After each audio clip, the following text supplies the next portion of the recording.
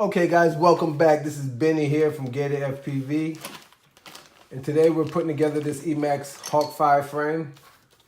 I did my last video, I just unpackaged this thing and showed you everything that was in it. And in the meantime, in between time, what I did was I just colored all my parts this beautiful green. I just love this green, so I just colored all my parts this green. This is a nice green, because I'm all about the pretty birds. I really don't like just, the carbon fiber is cool. I'm about trying to add a little color, pizzazz to my build. So yeah, that's what I do. So yeah, these are the arms. We're gonna go ahead and start putting this thing together here. Now, let me see here. These plates come in a pack. I'm sure this is the bottom plate. And the good thing about this has that arrow on it to show you exactly which way is the front of the frame. So for orientation purposes, we're gonna make this the front. I'm gonna put that front piece down, and I know this goes here. Now, the good thing about this, I'm gonna tell you guys, is this Emax does have in here these little rubber grommet things. Let me not drop these things. So anyway, yeah, these little rubber things that go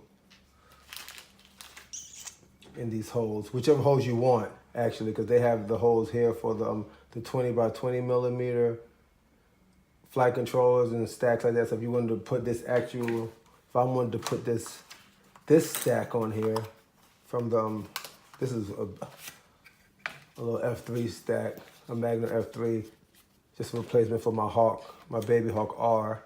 This stack will actually fit on here as well. So that's a good option, but I'm putting them holes there. It's a good thing Emax did there. I'm not mad at them on that one. So, it's just an option. I might do that on another build. We don't know, but for right now, we're gonna put the Magnum, we're gonna go ahead and put the other flight controller on there when I find it. I don't have it on my desk right now. So anyway, we're gonna go ahead and do this. We're gonna pause it real quick. I'm gonna put the little rubber grommets in here because it's gonna be a little time consuming. That's just gonna give us a little bit of anti-vibration for the flight controller, to keep your flight controller from vibrating if any vibration happens. So we're gonna get to that part and I'll be right back. Okay guys, here we are. So for the most part, what I did was I put these anti-vibration grommets in here for the flight controller. I have it here because I am gonna use my Magnum F4 stack in here. So that's what we have there. Now these things are tricky. These are little like metal, I would say spacer things for your arms, for this little spacer thing for your standoffs to go on. So they're a little tricky to put in. I put all these on already. I'm gonna show you how to do one of them. Make sure like the little skinny part, it goes inside of the hole. So what you put in the hole, it's hard to press. So it's gonna be a little uneven. So all I did, I just turned it upside down and I just press on it a little bit and it snaps in and levels out for the most part. And you level that out like that. So then you have all four of them on there like that. So now, I'm gonna make sure we're still right on the orientation. My arrow is still pointing forward. I'm gonna go ahead and sit that down there like that just to let you know that's how it's gonna go. And here are the arms, pretty boy arms. Now you see how it's sort of just like when you bought the replacement arms for the Hawk, the baby Hawk R, they were cut in the middle. So pretty much they go together like this to actually form together. Like one of them won't work. You need both of them together in order for it to form and do exactly what they're intended to do, and to actually become the true X that it is. So I got these here like that. You gotta just make sure the holes are lined up. Holes are lined up. So then this plate goes right here. Pretty little baby. That plate goes right there. Actually, we're gonna pause for a second. I have somebody knocking at my door. Hey guys, give me one second. Well, I put the other arm on for you.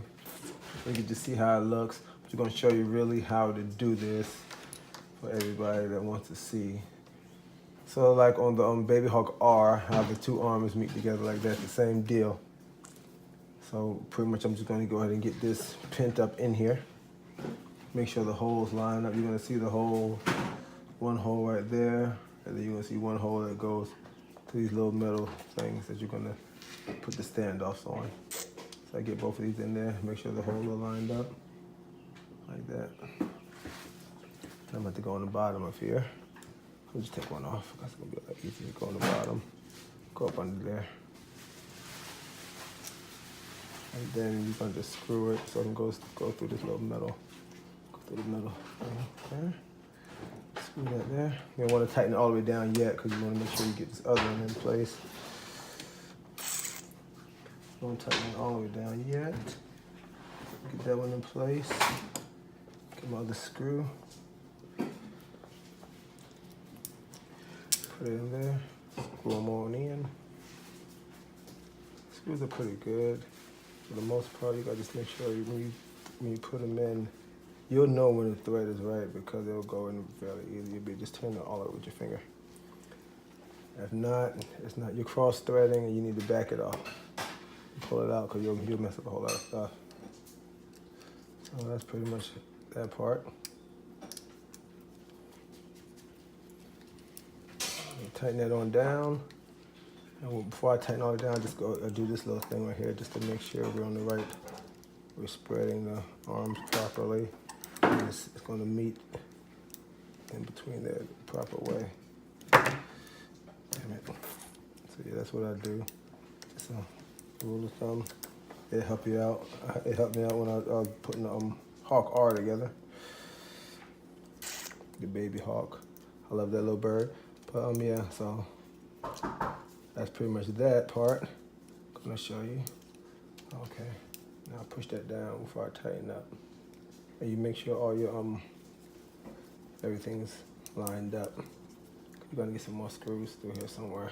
I'm not tightening up all the way, but I'm tightening it up for the most part. And then I'm gonna figure out the next step. Someone's at my door again. But that's cool. Okay, so now here you have it. You see how thin these arms are? See this frame and the construction of it is pretty cool.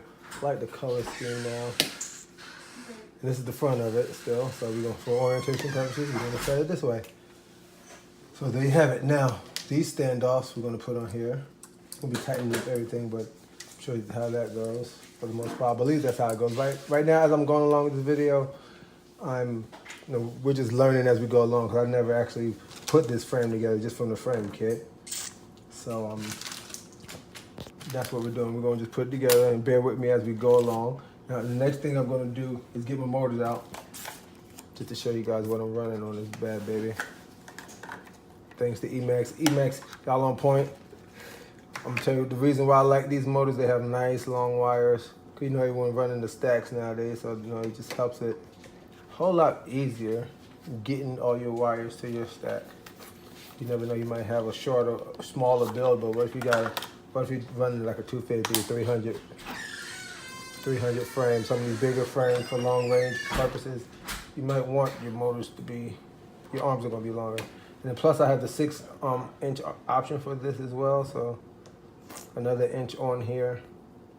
You're gonna, you're gonna need that extra wire. So pretty much, these are the motors I'm running with.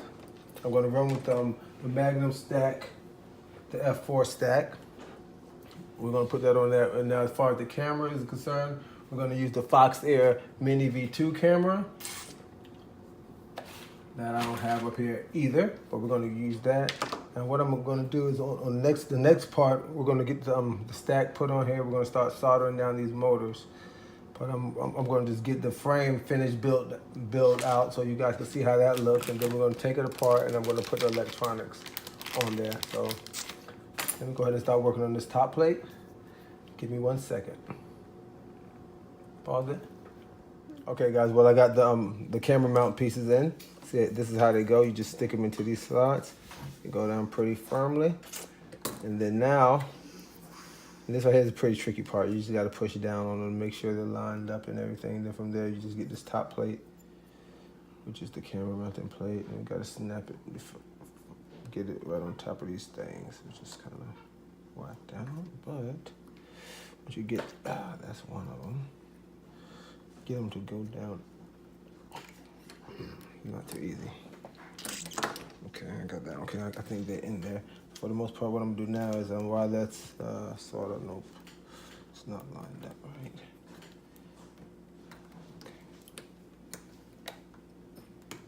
Trying to get this thing lined up. Let me see here.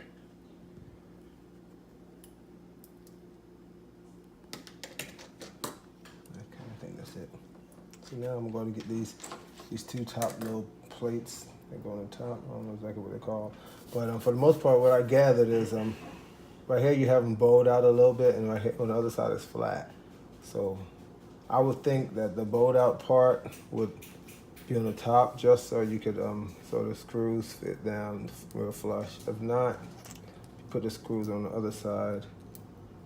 They're up a little bit. I don't think that's not how they designed it. So just make sure that the bowed out part is on the top on these plates, so you can have them on there to make sure this is on right. That's on right. No, it's not. That's wrong. And you'll know because it's a little indentation right here. And once you line that up, you'll know that you have it on right. So put that over. Everything lines up. I'll put this other one on. Everything should line up. So you have the holes right there. And from there, you figure out what screw you're gonna get. Now, I thought I would use the shorter screws, but now that I see that other plate is on, I might want to run with this screw. It should run down a bit. Okay. There you have it. I got one screw in. Show you how it's done. You can use the long one. I believe we do have four long ones. So yeah, so I'm going to use these long ones.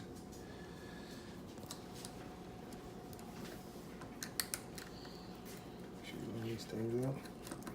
Like I said, for the most part, once you put these things in, you know they're in because you'll be screwing with your hand. If you can't screw with the fingers, just back them off because you're gonna mess up the threads and you're gonna have to order some more parts. That's not fun, right? When you're trying to get it built, you want to fly. So yeah, that's that part. Put all four of these in. Get these long ones. I'm not gonna put it all the way together. I'm just gonna show you this part because I want to take this apart again real quick, like right now, so I can put my motors and stuff on. So I just wanted to show you guys the stack itself and how I made the frame itself and how it's put together. Now let me see here. Now, as far as the camera is concerned, I'm going to be using the Foxtail camera that comes with the Hawk 5s.